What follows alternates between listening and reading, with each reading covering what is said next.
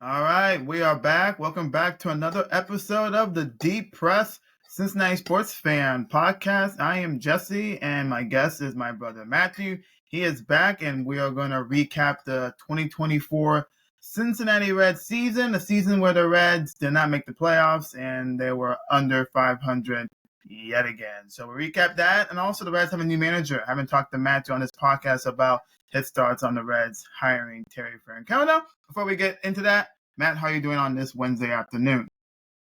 Doing solid, man. It's another day in beautiful Cincinnati, Ohio. The weather, fall seasons. It's pretty much near its peak, and just looking forward to just recapping the whole season, and also the World Series coming up this weekend. So this will be a good matchup. Yep. If you're still watching baseball, the World Series starts Friday.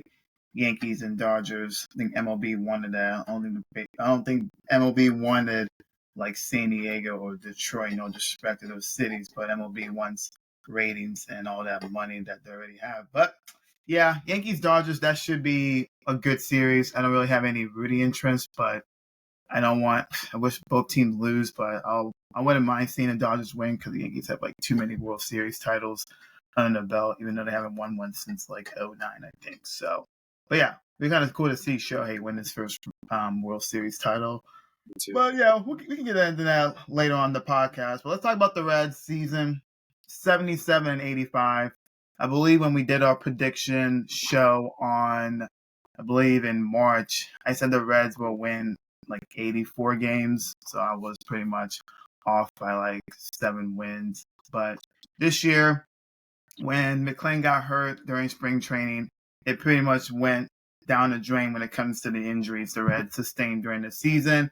This team was just like it was this, where there was moments where they were showing maybe they can get it together and then slowly go down. There was a lot of injuries in this baseball team. I already talked about it a lot during the season. I tried to hang in there with this team doing weekly updates every week, and then it just pretty much I got tired towards like August, and after they lost that series to the Royals when they got swept, I was pretty much like done with them. I was still keeping tabs on them, but I didn't think you all wanted to listen to me rant about the Reds more and more and more because they weren't even going to touch even a playoff hopeful shot in September. But fourth place in the National League Central.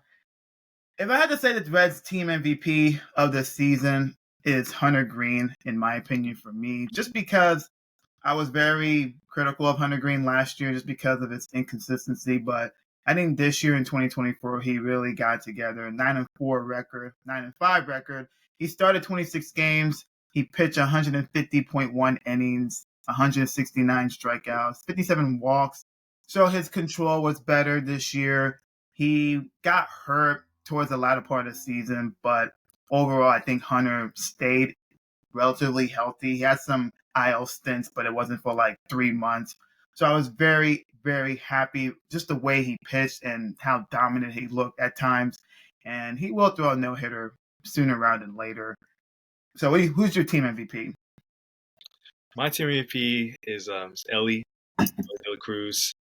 Um, Looking at his stat line, he recorded 160 hits, batted 259, good for almost close to 60, 25 home runs, 76 RBIs, and about a good maybe 54, 56 stolen bases. I can't know the exact amount, but it's around that range. And an OPS of 809, he leads the whole team in OPS, and probably WAR too. Ellie, he really grew a lot this year. Um, we're kind of seeing now like the small touches, the torches of what his true potential can be. He struggled a little bit earlier in the season, in April, May, until once the weather warms up over during the season, he really started to click.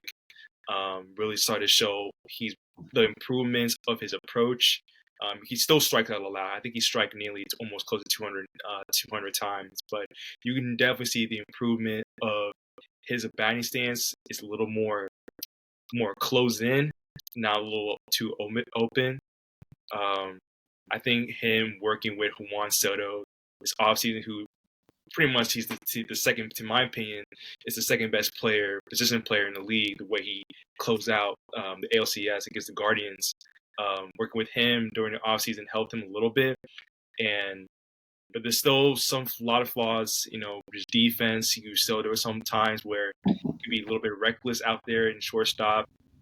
When making, a simple play to, make a double play or trying to make a throw to first base, and if you try to, do all the little bit of like pizzazz stuff, which we don't want that. We just want him to just be a little bit consistent on defense. And slowly over the season, I see some strides with that. Just been able to run, to catch fly balls into the outfield because he's just so fast, and his build and his size. He's able to catch outfield balls that that left fielder originally make that call routine. But I would say Ellie, and plus like how much the team just thrives when Ellie's doing good, and the whole fans, the Reds fans, just vibe for continue to vibe with that. So I got Ellie as my MVP. Yeah, Ellie. I mean, I would have said Ellie, but I think that's everyone's choice of team MVP. And yeah, you can say that he is the MVP of this baseball team. I think Ellie had I think his season was, I don't know how to put it. It's like he shows so many flashes. He's so many amazing plays with his bat and his glove. There's obviously things he needs to work on, but he's still 22 years old. But he is definitely a future. I think he's already is a superstar. I still think he needs to work on some stuff in his game, but I think he's only going to get better. I mean, he played 160 games, so he only missed 2 games out of the 162 season. So I think he really prides at being available every single day. I think those 2 days off, I think he didn't want to take those days off because he wants to be out there every single day. He wants to be out there with his teammates. He loves his teammates. He loves the fans. He wants to play for them, and he just wants to win. And he just loves to have fun. He's pretty much like a kid. And shout out to him getting better in English too. Yeah, his English has definitely improved. It's been really cool to see that like he's taking ownership of okay, I'm here in America. I want to learn English. I want to learn what my teammates are saying, and he's like the cool guy. He's like the cool kid, being the young superstar that he is. So yeah, I'm looking forward to seeing what Ellie's gonna do because Reds can't mess that up.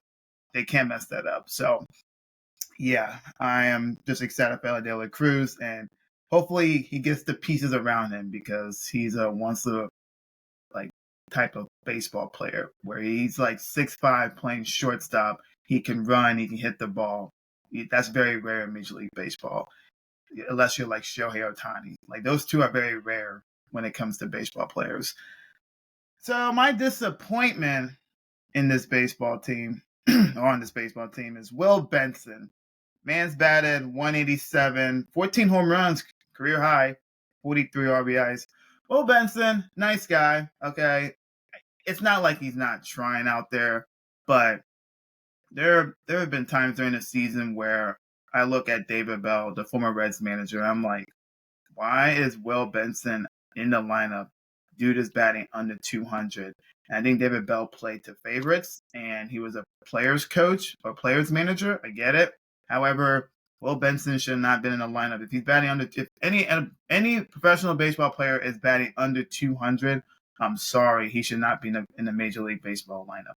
And that's not me knocking on Will Benson. I think Will Benson has potential. Like he shows some flashes with his bat, but there's times where he just be chasing pitches down the dirt, unfortunately. And I think in the beginning of the season, I was like, is this organization going to send him down to Louisville? I was waiting, but he turned a corner, I believe in like June, July, and then he just went back to Will Benson of April and May. And it's like the Reds just don't know they don't know when to like, put their foot in the door and say, okay, like, hey, we like you, but it's like if you're not adding any value to the team, like we're gonna send you down. Reds, I feel like the Reds and the Bengals, they don't really do that with their players. So yeah, Will Benson, my disappointment. He's still going to be in the ball club next year, so I hope he has a bounce back year. I really do, because when he does play well, when he is hitting the ball well, he's he's very productive. So I hope Will Benson does have a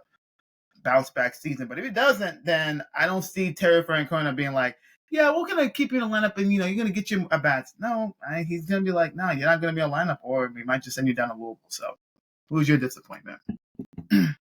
Everything you say about Will Benson is true. I think the reason why the Reds didn't send him down because there was no depth with the outfield positioning down in the minor leagues. I mean, I I mean, get that, but that's it's true, like, but that's not something to be excused. You oh see yeah, him continuing to struggle and looking lost at the plate.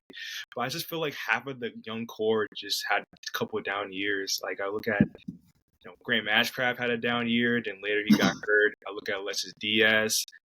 Diaz was just like this, man, like early the yep, year. Then mid season, he was starting to get his rhythm. Then later to half at the end of the year, he started to revert back to, his self who he was in April, May. Abbott too. Even though Abbott showed some good strides, but there were times when he gave up a lot of home runs. I feel like he should be at least was top 10, top 15 with like giving up home runs to I feel opposites. like I feel like half of his home runs he allowed were like solo shots. I'm not like saying that's a. Yeah, I'm not saying it's a like, oh my gosh, you only allow solo home runs, so you should not allow home runs. I'm just saying. So, go ahead. You can say CS, but there's not a whole lot of like evidence because he was hurt early the year, and he struggled before the injury, before he hurt his wrist. Yeah. And even Lodolo too. Even Lodolo was great until those blisters. I think that really hurt his grip when he was trying to deliver his pitches and just couldn't get the pitch was not there before the blisters. Yeah. Candelario too. I mean, like I thought that was a solid signing from last year's offseason. When I look at Candelario, he was like the only thing he provides. I feel like was just when he's hot at the plate, he doesn't provide any good defense. The only thing he can bring value for this team when he's hitting well, but maybe defensively he's kind of a liability. So I don't know what the Reds' plan is. Once you're going to go to the off season and finally gets to revamp this whole outfield field, which they desperately need going into next year. So I just feel like half of the young core, like the young guys, took a little step back. You say Spencer Steer, but Spencer Steer, he struggled, but he pushed through and he was able to hit 20 home runs and stole 20 stolen bases. But he batted like 230, which is not what I expect from Steer. Yeah, I think for Spencer Steer, I would not put him in a disappointment category because in the beginning of the season, he was, but in the beginning of the season, he was carrying the team. But then I believe MLB pitchers and teams figured out him and knew how to pitch around him. So, like, his hot start was great, but you knew he was going to come back down to earth. And he struggled for a bit. And then towards the latter part of the season, he was able to get back to where he was in April. So, I think Spencer Steer is fine. So that's pretty much it. That your disappointment is it just a magnitude of just a bunch of players you have, or who's your person that you think is the most disappointment? Will Benson. I mean, Will Benson? Yeah, Will Benson's probably my most disappointing guy. It was crazy that he managed to hit 14 home runs while batting 186.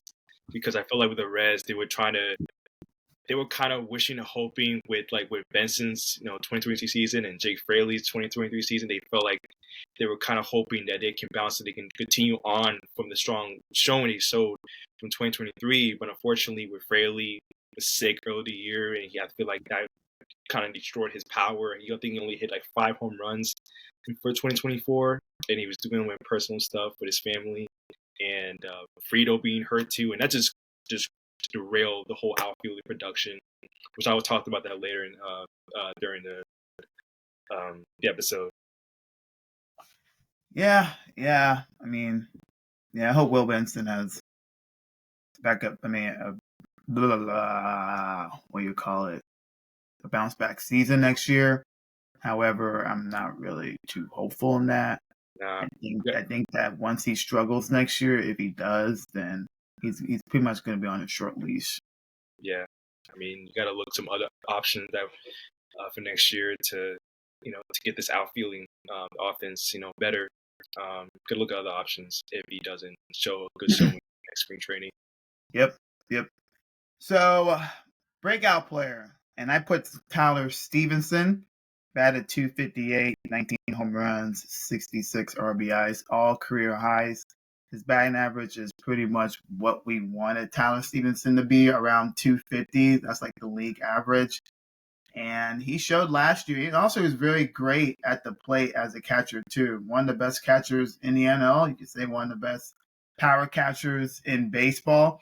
I think we were all waiting to see if Tyler Stevenson was ever going to reach his peak as a baseball player, but he did put it all together in 2024. So I would be on the bus and saying extend Tyler Stevenson. I think 2024 isn't like a one-year wonder for him when it comes to his career highs. I think that he's going to get better, and I think he can bat better than 258 if he just be consistent. He's going to have his times in the plate where he will be inconsistent, but Dallas Stevenson was really good in 2024.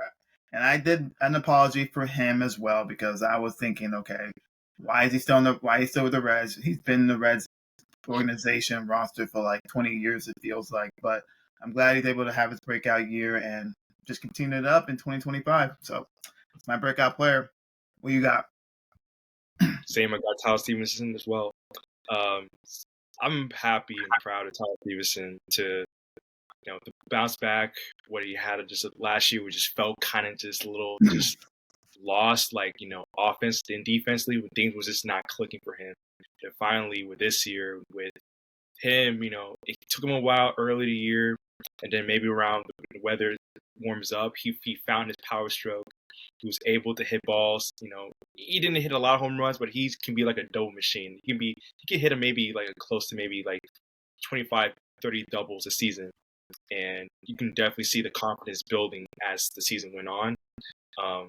Also, his defense still not like elite, but at least is like good enough average to where he can complement with his bat.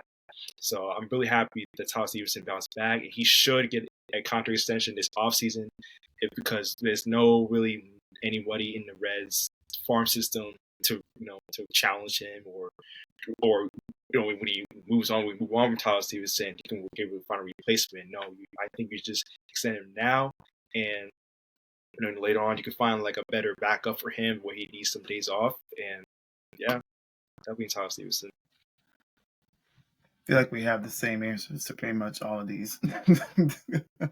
But yeah, I mean, this year's Reds team was, at times, they showed some fun flashes, but overall, it just was a frustrating season. And with that, the Reds decided that they were going to let go of David Bell after 6 seasons and hire Terry Francona as their next manager. Now, the Reds hired Francona in the beginning of October. He returns for a he returned after managing for 23 seasons as a baseball manager. He completed an 11-year stint with the Cleveland Guardians, winning nearly 55% of his games there. He captured 2 World Series titles with the Boston Red Sox, and the one including in 2004, where it broke the Red Sox title drought. And in that year, the Red Sox were playing the Yankees in the ALCS, and they made that 3-0 comeback when the Yankees were up 3-0 and the Red Sox won 4 in a row. That hasn't been done in baseball history until that. So 2 World Series titles. I was very shocked, and I said it on the podcast a couple of weeks ago. So let me get your initial thoughts before I talk about the quotes that Terry Francona said when he was introduced as Major League the Reds manager. So I was driving back from a friend's house, and I got a notification or text from another friend I went to high school with, and he said, "No way, the Reds got Francona." And I just said, I told him, "Are you serious?" And then I made sure I looked it up, and I looked it up and said it was already official. So I was like, yeah, let's go. I have to admit, I was yelling, screaming in my car. I was really excited because I did not expect the Reds to do this kind of move. I was kind of expecting like a a safer hire like a Skip Schumacher or David Ross to to make sure that you keep a safer pick so we don't have to you know what I'm saying, but like Yeah, this yeah. hire this hire reminds me like when we hired Dusty Baker in 2008, where Dusty Baker was a well-known, proven manager. We know managed the Giants, managed the Cubs, 40 managed the Reds, and then later on he won a World Series with the Astros. So this hire kind of showed me like, okay, finally maybe the Castellinis are serious of actually trying to make effort and go all in. I'm still the Castellinis are still the Castellinis either way, but this gave me like a little hope and confidence that because I know Terry Francona is a really good major league manager. His track record proves it. Yeah, with the Castellinis, I don't know if they're feeling the heat from Reds fans because the city loves their baseball team and they're pretty much sick and tired of seeing their baseball team having losing records year after year and having their team pretty much just not be in playoff contention in September. Like last year was great in 2023. They had a 12-game winning streak. That was cool. But then they faded out in September because they ran out of gas, and that's a young baseball team. So I don't know if they are serious about winning. I just think maybe they're like, okay, we bring in Francona. We might bring back some of the fans that have not been at Great American Ballpark in a while. So get Francona. We put some butts back in the seats at the ballpark, and then hey, you know what? If they don't win, they're probably like, hey, well, at least we got a winning record. So I don't trust that family at all. So yeah, so Francona is the 65th manager in franchise history, the 55th since 1900. And he said during his presser, one of the quotes that I wrote down, he said, honestly, didn't see myself managing again. I had a really good year away from the game. The Reds came out to visit, and it just felt right. Yeah, he had some health like stuff that he needed to work on, and he took a year off. Crazy enough, his last baseball game was against the Reds in 2023, and the Guardians were playing the Reds in Cleveland.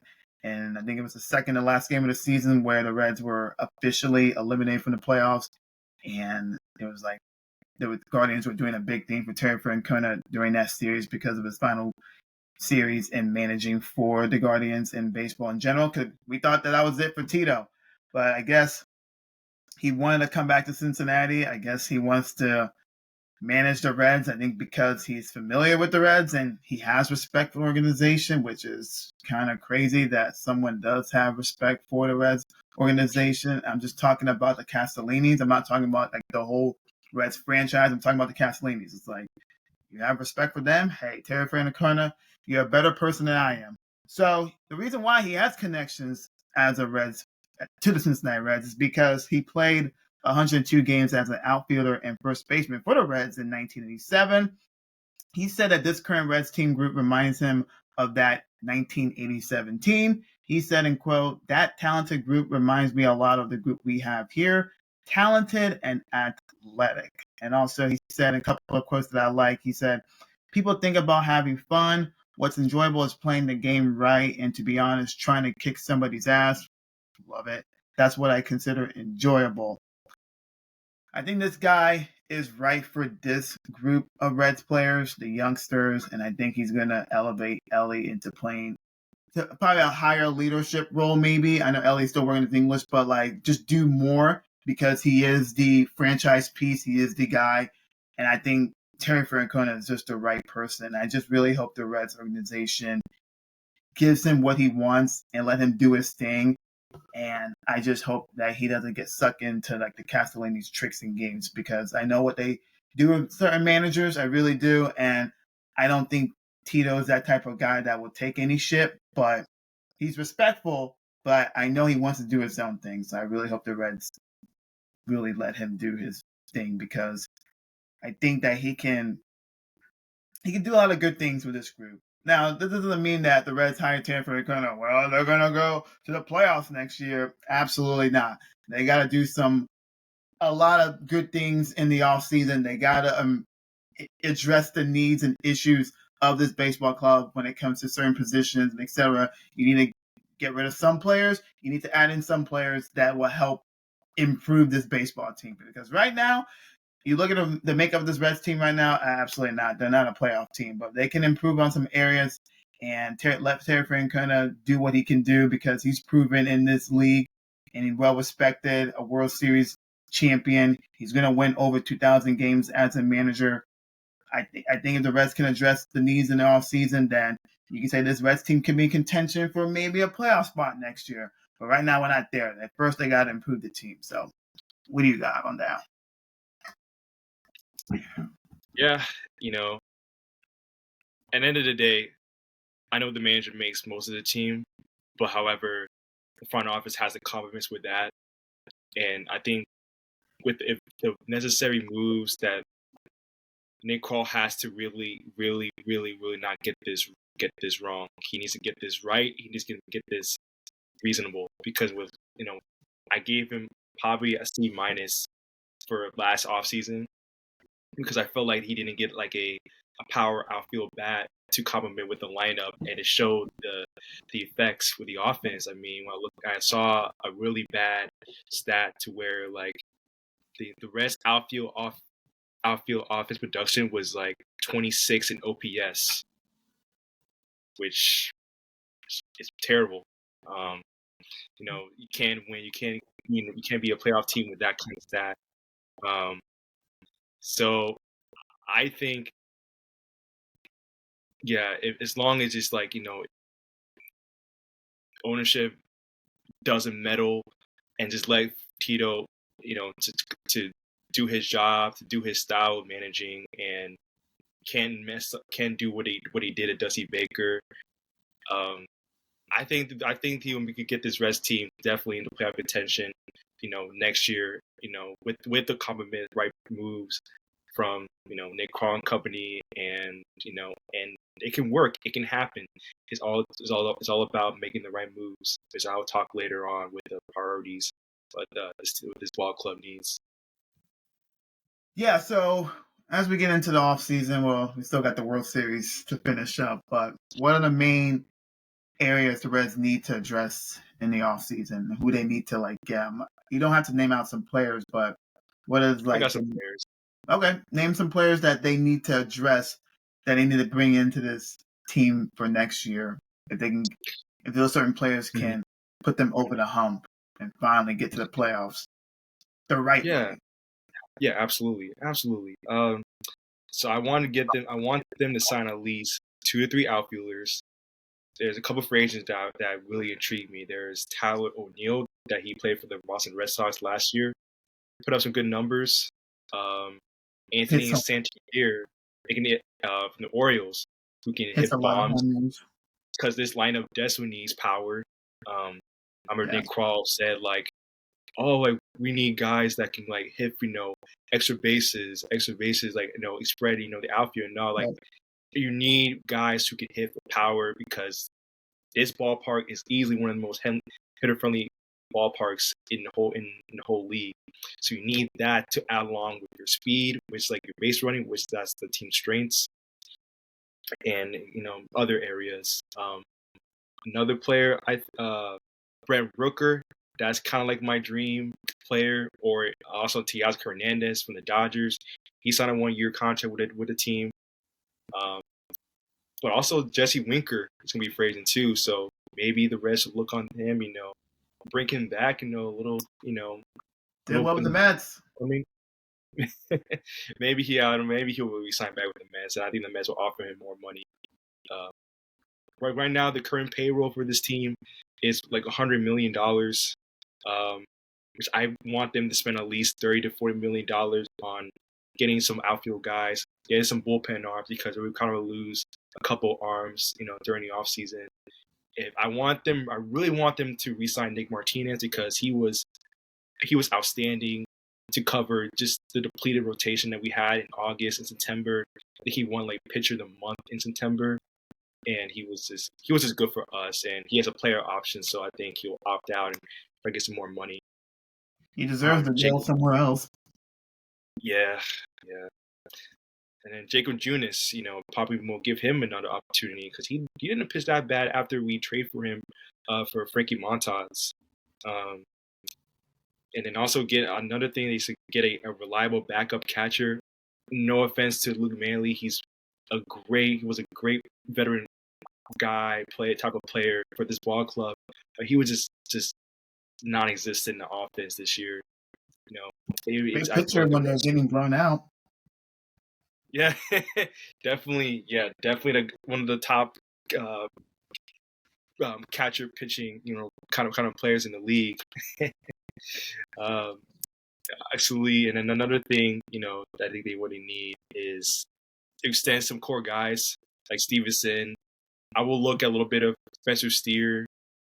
I would look at guys who have prove that they can, they have a proven record, a season to where they were healthy, that they were able to, get through the season and put up some good production. But some of the other players, they're kind of like, potential, they kind of like potential, but that hasn't shown it yet due to injury. So I'll look at some players to extend, and unfortunately, another note that some guys are going to be out for next year for Tommy John surgery. Julian Aguilar and Brandon Williamson, they're out for Tommy John surgery next year. So some guys, coming from, that show promise, like Rhett Lauder was really good. We called him up. He was great. Guys like, in the farm system, I can think of that hopefully can bounce back, like, Connor Phillips. Connor Phillips was so lost last year, this season because he just couldn't get no command. And Chase Petty, and also, and don't forget about Edwin Arroyo too. Edwin Arroyo, who he's put in some good performance in the Arizona Fall League. I think he will get called up next year. I think he will start in AAA next year. And I think he will get called up midway. This guy has a lot of promise. But also, he's a shortstop, so the Reds had to really figure out how to, have all these infielders and try to decide what position they really need, and where they should move this kind of fielder players or to move this. So like, there's a lot of just thinking and processing on what they really want these guys. So the guys need to choose guys that they think they'll be part of the future for the next couple of years. But you have to wait and see. There's a way to see, because I don't want to trade all our farm. I want those guys who will struggle to start in AAA first, like Robert Marte, CES, etc. To try to get them more comfortable, trying to get their groove back. Don't want to rush them in the major leagues and then eventually continue to struggle. So that's pretty much all I got from my list of offseason priorities. Yeah, I really do hope the Reds take this offseason real serious, because they just get a couple of these players that they need to do to improve the roster. They can be right there next year competing for a playoff spot, maybe a division. It's got to be playoff or bust. It's got to be playoff or bust next year. Playoff or bust. Yeah. Yeah, it's a lot of pressure, but I think you have the right manager. You just now need to get the pieces around this team, and then you just hope they perform well. And you just hope in 2025 they don't have the injury bug that they had this year, because that really set them back. Because I feel like if they didn't have the injury bug, I think the Reds would have been in contention for a playoff spot in September. Like, there would be, I'm not saying they would have made it, but not having McLean, not having CES, not having Lodolo healthy throughout the year, I think it was just too much. It was just too much for this team to overcome. So I'm hopeful, but I am cautiously optimistic, as always, when it comes to Cincinnati. And here's another thing. They need to take this offseason approach like the way teams like the Kansas City Royals and the Detroit Tigers, or mostly the Kansas City Royals, because I look at the Kansas City Royals, what they did last offseason. They lost over 100 games last year, and we swept them in the 2023 season. What they did after that season is that, okay, we need to spend money on players that fits our philosophy of what we want to go to. So they signed like a couple of like good reliable veteran starters like a Seth Lugo, a Michael Waka, like complements with like their younger starters like Cole Reagans and I don't know their whole rotation, but they signed those players and they signed like a guy like good old friend Hunter Renfro and guys that can at least put you like give more power. Line up with the young guys they have like Bywood Jr., who I think is like elite, but he just bats right-handed. And see how this season turned out.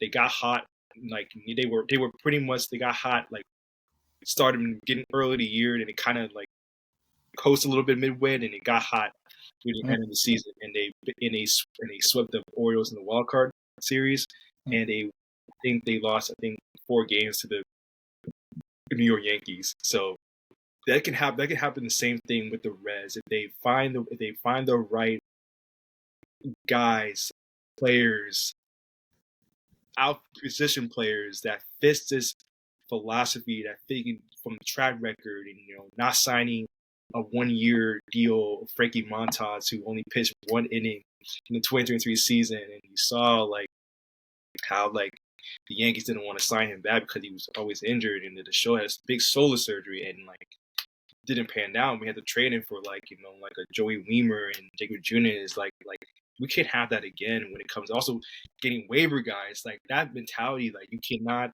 you cannot have that same mentality going to like next year. You gotta spend.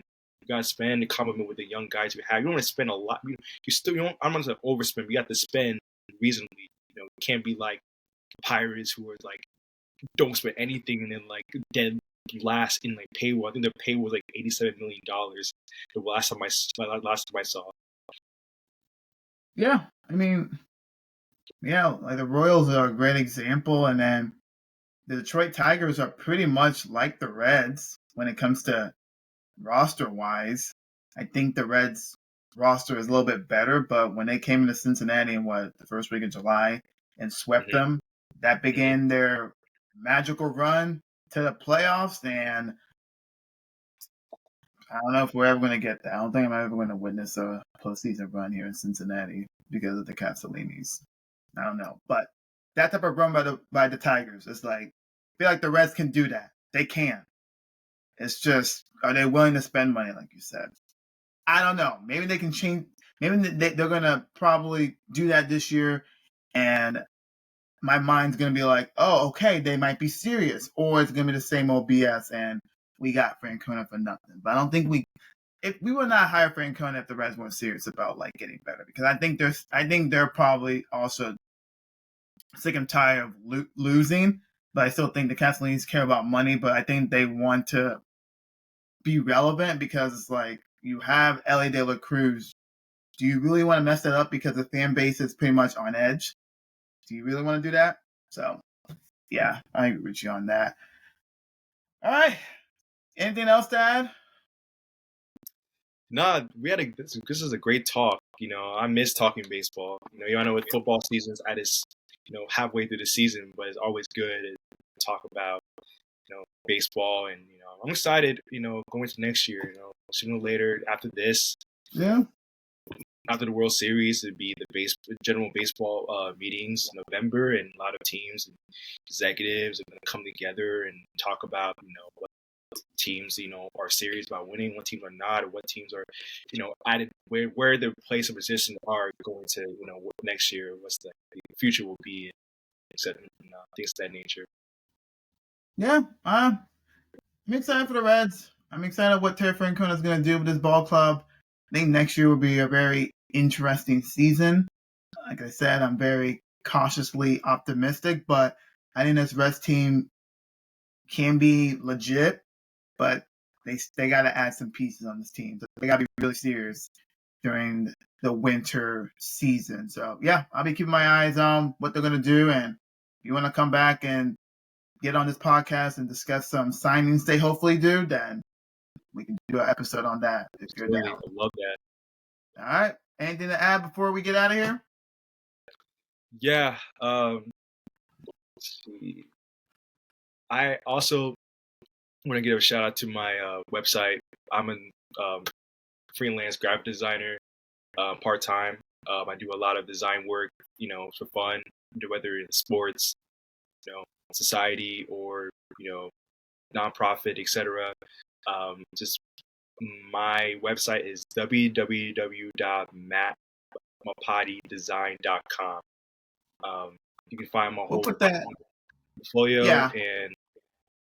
and you can see all my work, and whatever you need, anything like any commissions, except why not, I'll just reach me out with my website. You'll see all like my information. Yeah, I'll add this podcast to YouTube, so I'll put that link of your website in the description. So check that out as well. Anything else before? Any shout outs? Any other stuff? Last thing, my prediction: who's gonna win the World Series is gonna be 4-3 Dodgers. I think it's gonna be very competitive, back and forth. I think both teams are evenly matched. Great players, but I feel like Dodgers have a slightly better edge when it comes to their lineup. Pitching, not so much. Their rotation is kind of be in, but their bullpen is still really, really good. But the Yankees have a better rotation. But I think the Yankees will pull that off with Garrett Cole and Cosworth Don. I think. Even shout out to Luke Weaver. Luke Weaver, he's been balling this whole season. Former Reds legend. I'm telling you, anytime a Reds player leaves to go to a different team, they ball out. So seeing Luke Weaver do his thing from the bullpen is simply like incredible, because when he was with us last year, he will get touched up, but the Reds offense will back him up with like 10 runs. But hey, he's doing well with the Yankees. Good for him. I like when a Reds player is doing well in other spots, because when they were here, they weren't set up for success because of the Reds organization. So good for Luke Weaver. I hope he wins the World Series. Hell, I'll take the Yankees to win, even though that goes against everything I said about the Blue Bloods and sports in general, and the Yankees. I don't like them. So. All right, Matt. It's been good. We'll talk during the winter time when it gets cold, and hopefully the Reds will sign some big bats and get some couple of pitching arms and catchers for depth. And let's hope next year we can be talking about the Reds in the playoffs. So that's a wishful dream. Let's just take it one day at a time, as Joe Burrow said. One step at a time. One step at a time. So, all right, sir. It's been well. All right, guys. Wow.